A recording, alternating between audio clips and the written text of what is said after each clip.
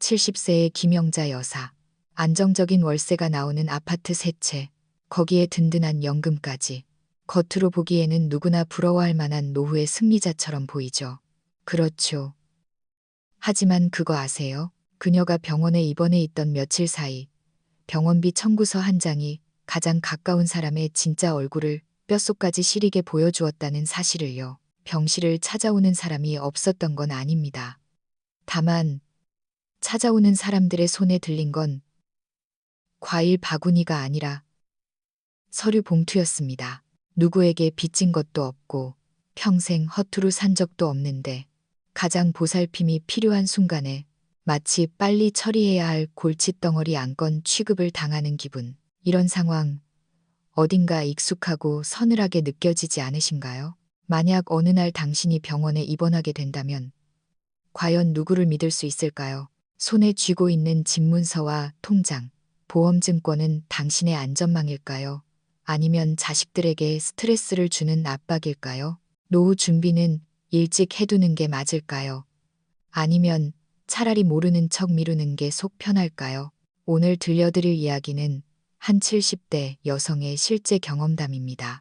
모든 것을 다 가진 줄 알았던 그녀가 어떻게 다시 오직 나만을 위해 결정하는 삶을 되찾게 되었는지 지금부터 김영자님의 진짜 이야기를 시작해 보겠습니다. 그날 저는 등기 권리증 3개를 손에 쥐고 새 아파트 베란다에 서 있었습니다.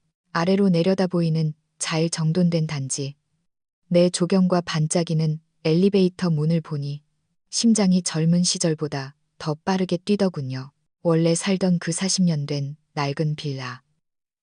벽에는 곰팡이가 슬고 화장실은 툭하면 물이 새고 가파른 계단을 오르내리는 게 일상이었죠. 그런데 정부에서 추진한 재건축 사업 덕분에 그 낡은 집이 번듯한 새 아파트 세 채로 바뀔 줄 누가 알았겠어요. 제 이름은 김영자, 올해 70입니다. 10년 전 57살에 은퇴했고 남편인 박 씨가 세상을 떠난 지도 꽤 됐습니다. 새 집에 들어오니 마음이 묘하더군요. 좋은 건 당연하지만 집이 너무 넓고 굽해서 밤에 보일러 배관 돌아가는 소리라도 들리면 박 씨가 부엌에서 물을 끓이고 있는 건 아닌가 착각이 들 정도였으니까요. 아파트 세 채. 한 채는 내가 살고 한 채는 딸 지은이 시집 갈 때 혼수로 주려고 생각했고 나머지 한 채는 월세를 놓아 생활비로 쓸 요량이었죠. 아주 명확하고 합리적인 계획이었습니다. 그때 제 연금의 월세까지 합치면 한 달에 200만 원 정도는 들어오니 부자는 아니어도 남들보다는 여유롭게 살 수 있었으니까요. 그런데 재건축이 끝나고 입주를 하자마자 갑자기 친척과 지인들이 북적거리기 시작했습니다. 사촌 동생이 조카를 데리고 놀러 오질 않나. 옛 동네 이웃들이 새집 구경 좀 시켜달라고 전화를 하지 않나. 시누이는 뜬금없이 홍삼 세트를 들고 와서는 언니 혹시 비어있는 집 있냐며 슬쩍 떠보더군요. 갑자기 훈훈해진 인심. 하지만 저는 속으로 알고 있었습니다. 이 사람들은 내가 낡은 빌라에서 어떻게 사는지 관심조차 없던 사람들이란 걸요.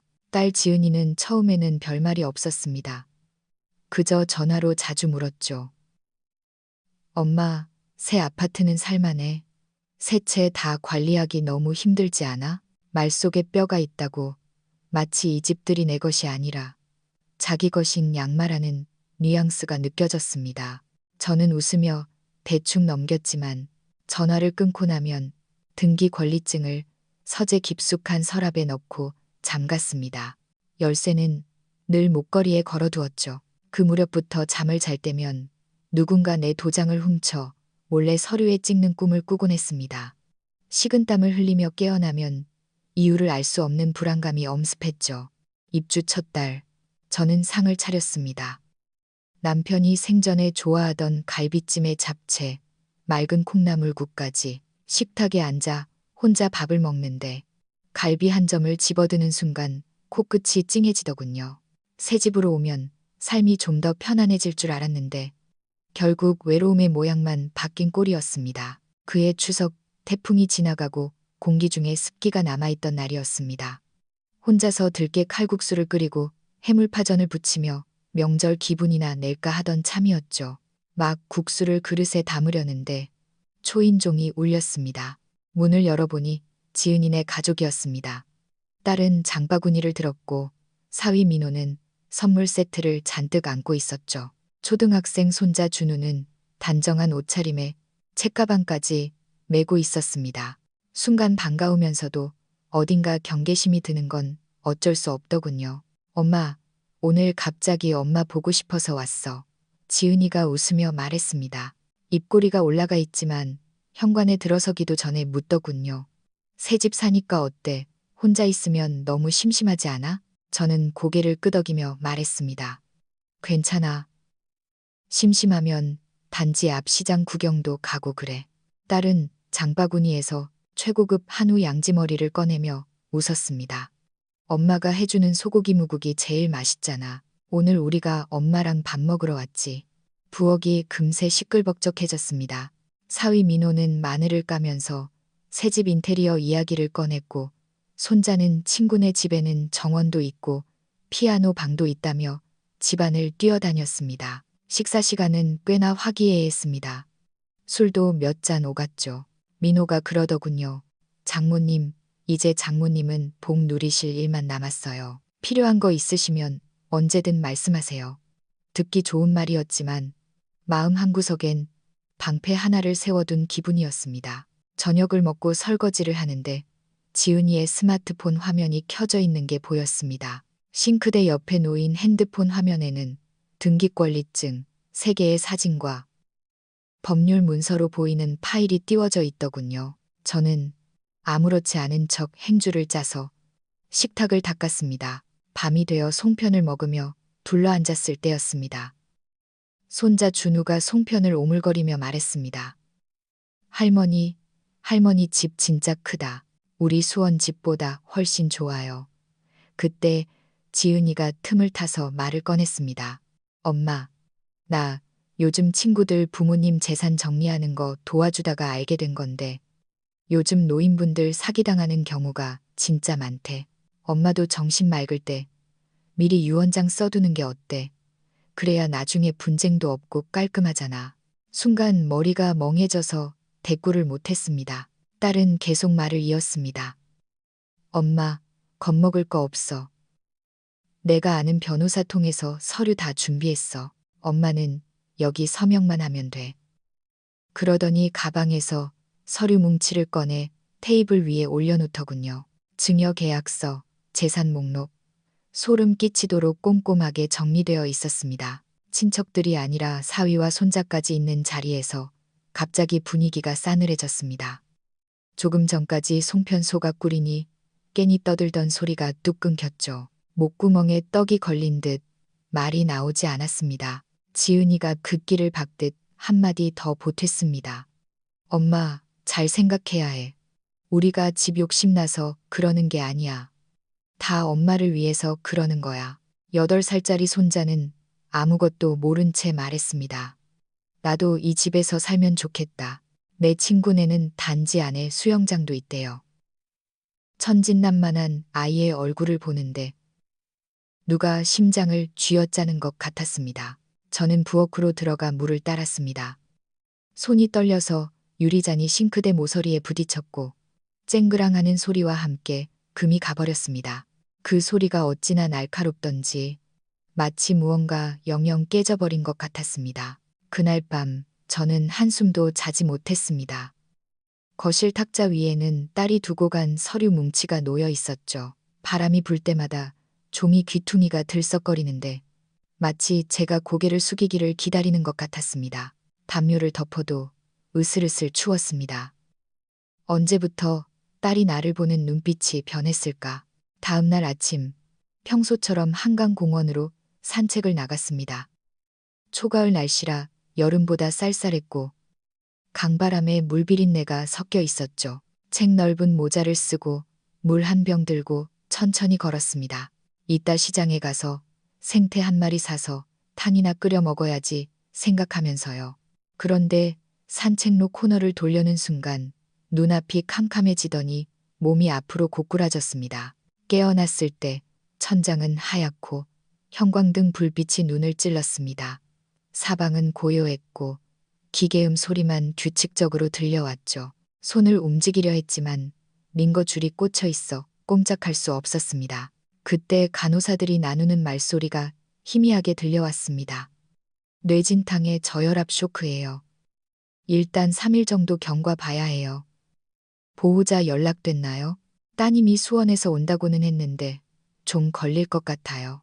손을 들어보려 했지만 손등이 차갑고 내 몸 같지 않았습니다. 잠시 후 낯익은 목소리가 들렸습니다. 지은이었습니다. 엄마 간병비요. 아니, 제가 안 돕겠다는 게 아니라 저희 이번에 집 대출 갈아타서 이자도 올랐고 민호 차 할부도 아직 2년 남았거든요. 준우 영어학원비에 다음 달 피아노 콩쿠르 비용까지.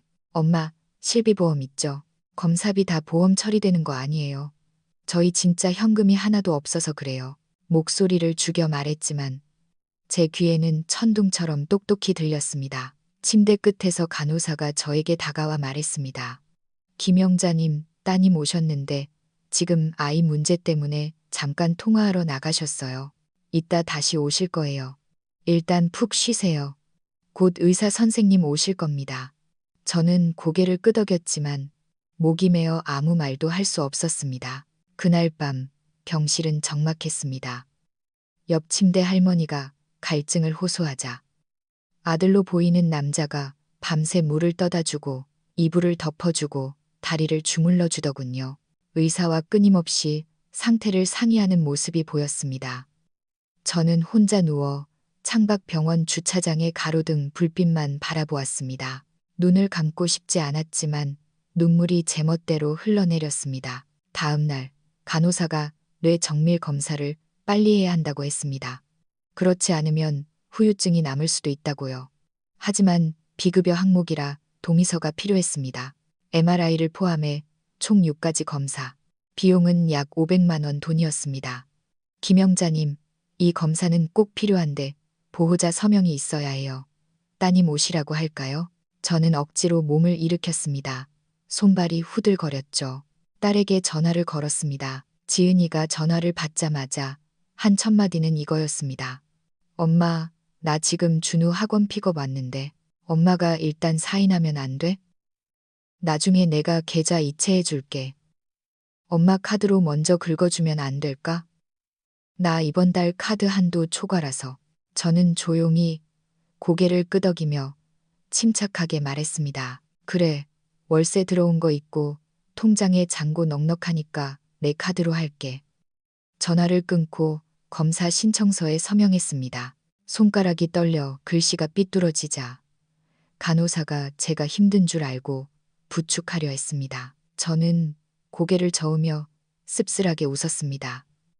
그냥 늙으니까 사람이 좀 독해져야겠다는 생각이 들어서 그래요. 검사를 마치고 돌아온 밤, 꿈에 남편 박 씨가 나왔습니다. 부엌에서 사과를 깎던 익숙한 뒷모습, 그가 고개를 돌려 말하더군요. 여보, 인생 결국 혼자 버티는 거야. 잠에서 깼을 때 몸이 종이장처럼 가벼우면서도 허무했습니다. 하지만 그 순간 저는 확실히 깨달았습니다. 딸이 불효녀라서가 아닙니다. 그 아이가 나를 사랑하지 않아서도 아닙니다.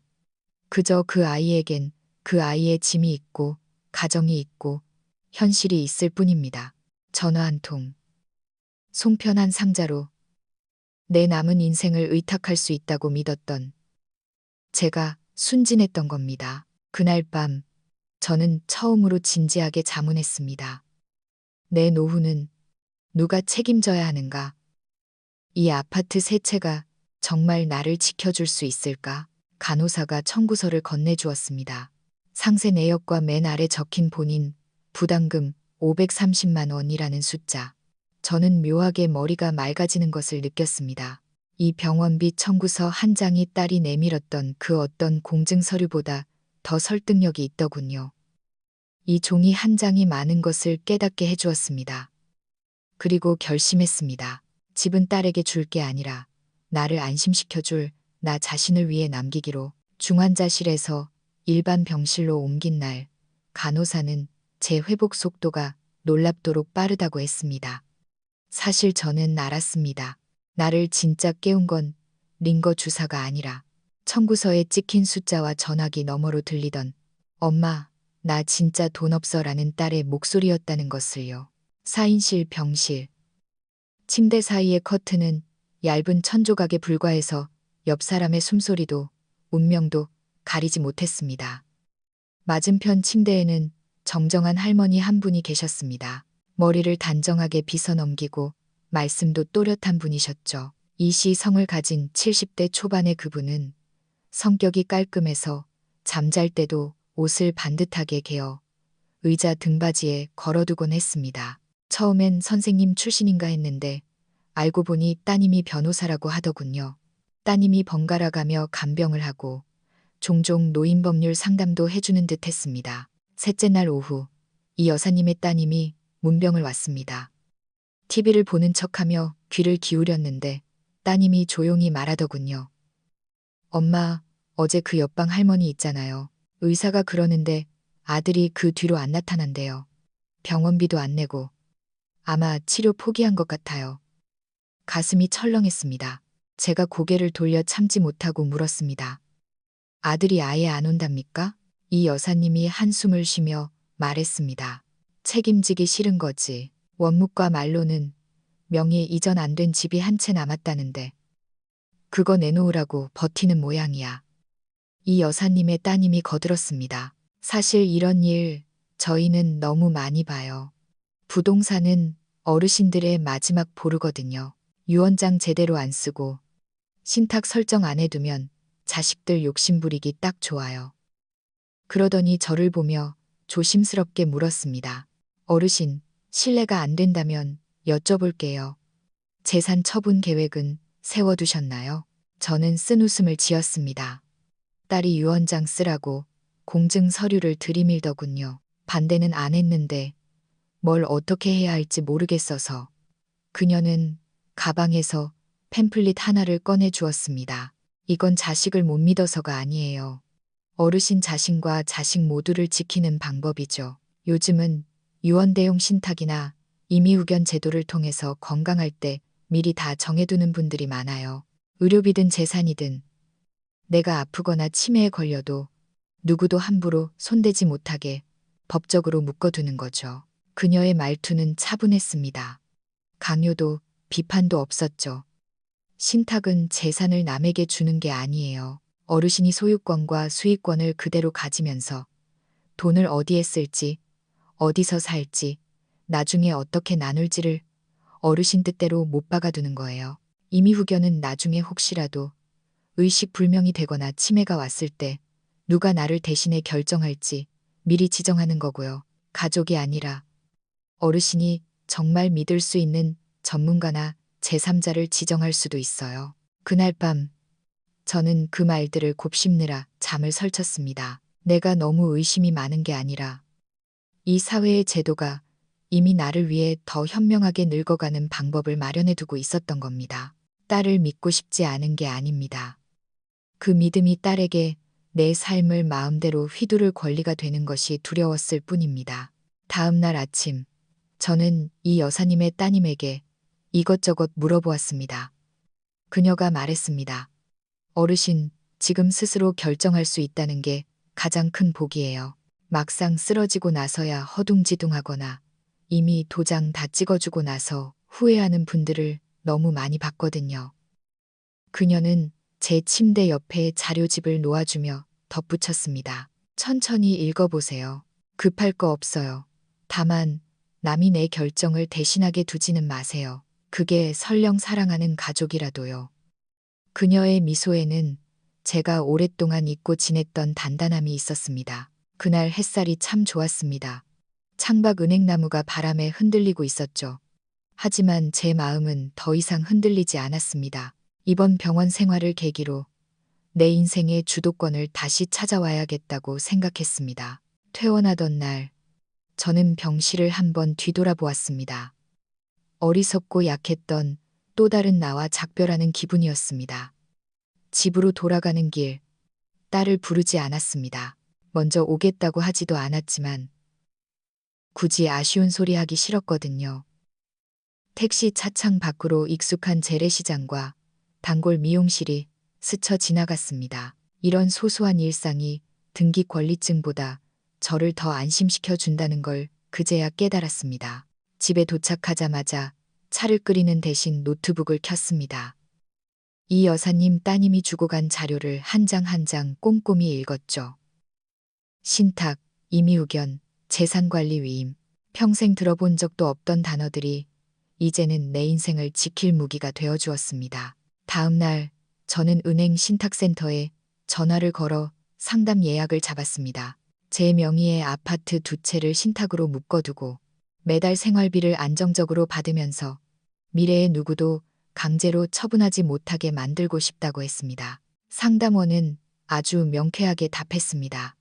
김영자 고객님, 요즘 현명한 어르신들은 다 그렇게 준비하십니다.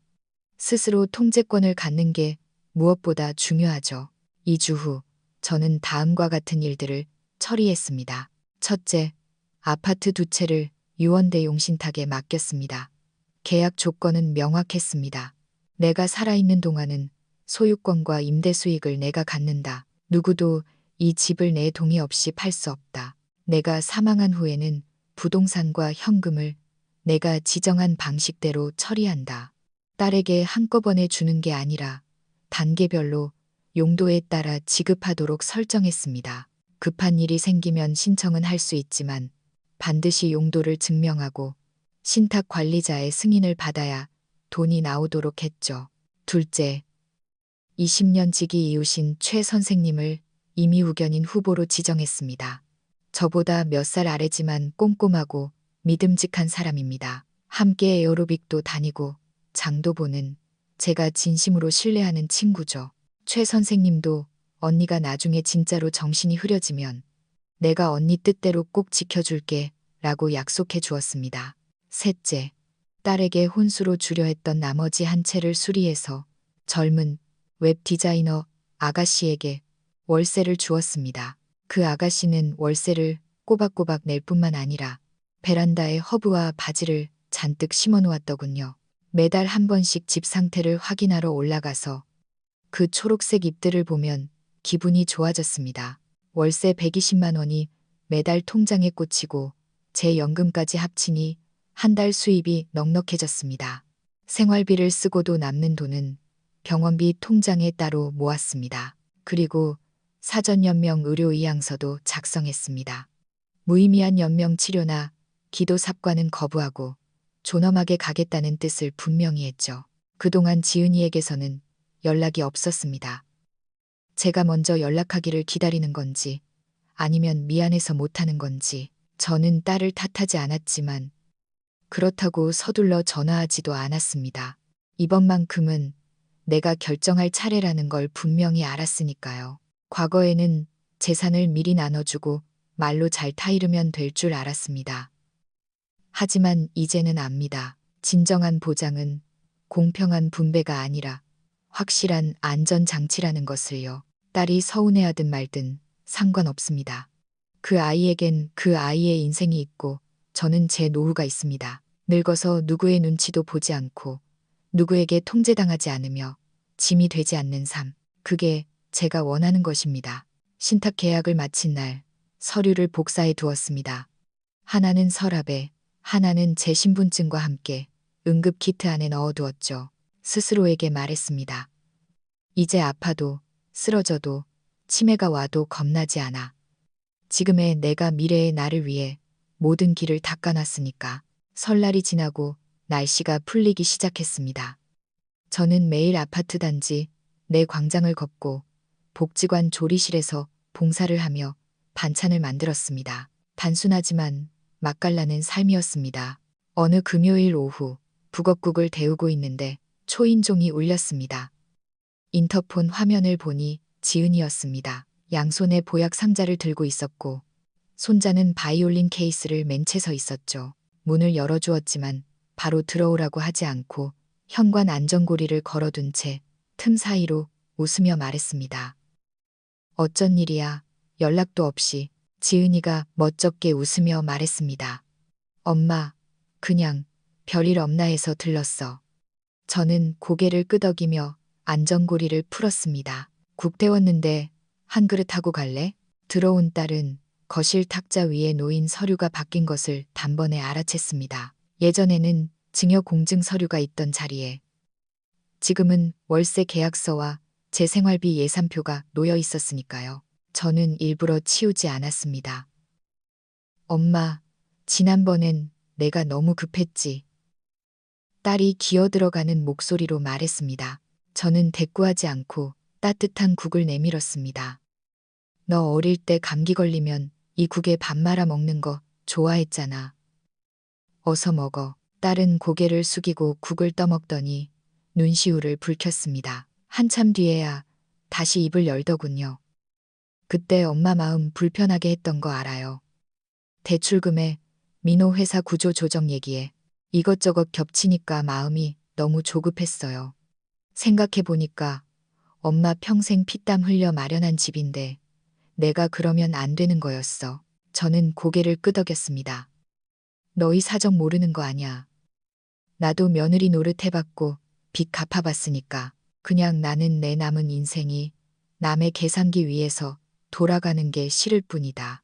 딸은 아무 말도 못했지만 눈빛이 달라져 있었습니다. 지난번처럼 날카롭고 계산적인 눈빛이 아니라 어릴 때의 잘못을 저지르고 제 앞에 서 있던 순한 딸의 모습으로 돌아와 있었죠. 손자 준우가 홍삼 젤리를 먹으며 말했습니다.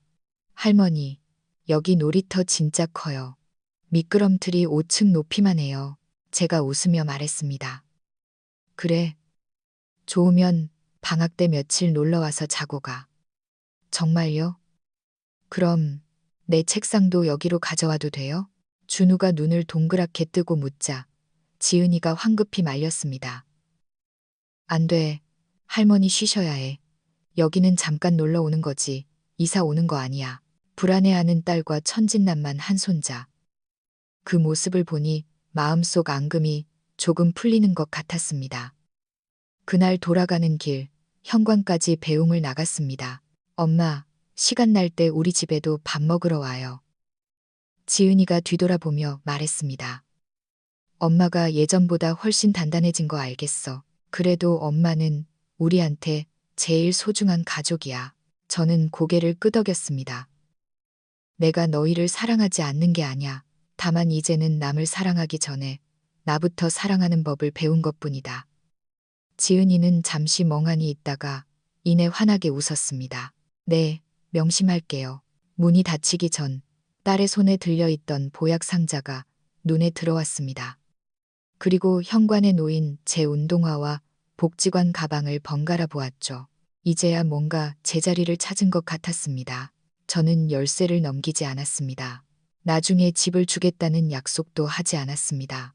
하지만 딸도 이제는 깨달았을 겁니다. 무조건적인 용서나 과거를 들추는 싸움은 필요 없습니다. 저는 그저 제 미래를 내가 결정하는 삶으로 만들고 싶었고, 딸이 그걸 존중해줄 여지를 남겨두고 싶었습니다. 이게 제가 원한 진짜 가족애입니다. 족쇄가 아니라 서로를 존중하는 거리두기 말이죠. 날은 여전히 하루하루 흘러갑니다. 대단한 사건은 없지만 예전보다 훨씬 명료한 삶을 살고 있습니다. 매주 수요일이면 복지관에 가서 칼질하고 국을 끓입니다. 젊은 사회복지사 박 선생이 김 여사님은 우리 주방의 셰프님이에요. 라고 치켜세우면 그냥 웃고 말지만 속으로는 든든합니다. 예전에는 시간 때우려고 했던 봉사가 이제는 제 삶의 리듬이 되었습니다.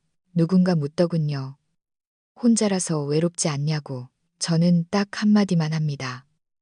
혼자라는 게 곁에 아무도 없다는 뜻이 아니에요. 내가 나를 어떻게 데리고 사느냐의 문제죠. 제 핸드폰에는 긴급 단축 번호가 저장되어 있습니다. 법률 상담센터, 임대관리인, 그리고 제 임의 후견인 카드. 지갑 속에는 응급의료 정보와 함께 의사표현 불가 시 최 선생님께 연락 바람이라는 스티커가 붙어 있습니다. 글씨는 또렷합니다. 볼 때마다 안심이 되죠. 저는 제가 똑똑하다고 생각하지 않습니다. 하지만 적어도 하나는 분명히 압니다.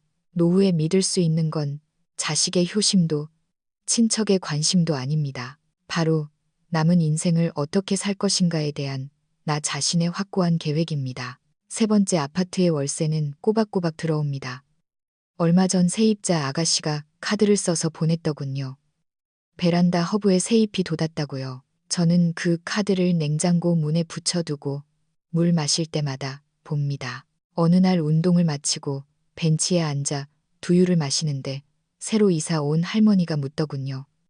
듣자 하니 집 세 채 받아서 딸한테 다 줬다면서요? 저는 웃으며 답했습니다. 한 채는 내가 살고, 한 채는 월세 놓고, 한 채는 신탁에 맡겨서 노후 자금으로 씁니다. 아무한테도 안 줬어요.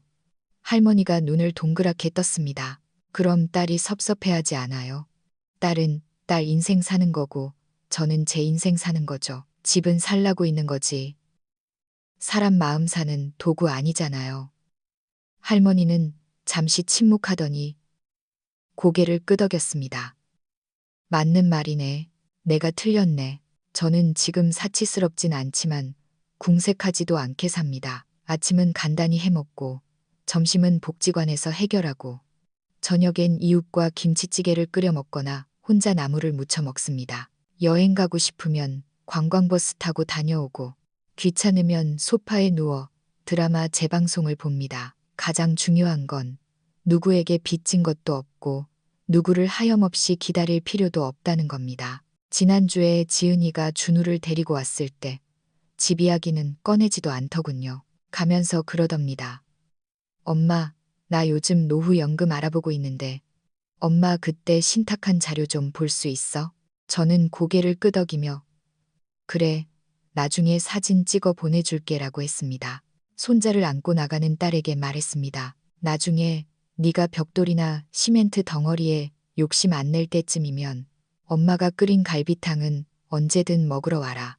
딸은 잠시 멍하더니 고개를 끄덕였습니다. 그날 저녁 노을이 거실 깊숙이 들어와 온 집안을 주황빛으로 물들였습니다. 베란다에 서서 길 건너 가로등이 하나둘 켜지는 걸 보았습니다. 아래 광장에서는 에어로빅 음악이 경쾌하게 울려 퍼지고 있었죠. 저는 주머니 속 통장을 만져보았습니다. 찍혀있는 숫자가 주는 안도감도 있지만 그보다 더 저를 든든하게 하는 건 이 깨달음입니다. 집은 헐릴 수 있고 사람 마음은 변할 수 있습니다. 하지만 정신 똑바로 차리고 내 길을 걷는 사람에게서 복은 달아나지 않습니다. 누구에게 기대지도 누구를 원망하지도 않는 삶. 인생의 이 단계가 참 좋습니다. 여러분은 어떻게 생각하시나요? 가족 간의 돈 문제, 확실한 선을 그어야 할까요? 아니면 무조건 믿어야 할까요? 늙어서 가장 경계해야 할 대상은 낯선 사람일까요? 아니면 가장 가까운 가족일까요? 사랑과 이익이 충돌할 때 우리는 어떻게 중심을 잡아야 할까요? 댓글로 여러분의 생각을 들려주세요. 비슷한 경험이 있으신가요? 어떻게 해결하셨나요? 여러분의 이야기 한 줄이 지금 힘들어하는 누군가에게는 출구가 될 수 있습니다. 여러분의 경험이 누군가가 미처 보지 못한 진실을 알려줄 수도 있고요.